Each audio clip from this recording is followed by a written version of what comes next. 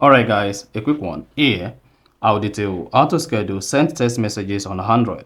If you want to send a message at a particular time on your Android phone, then here's a video for you. So if at the end of this, you found this offer informative, please don't forget to like and then subscribe.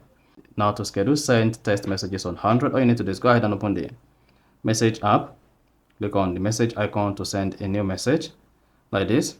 Now come here and type in your message. You can just say good morning. Then once you type in your message, before you send the message, locate SMS, press and hold it. Then once you press and hold it, you see schedule send. So go ahead and set where you want to send the message by clicking on select date and time.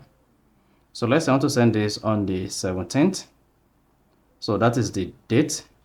Click on next. Then the time is 12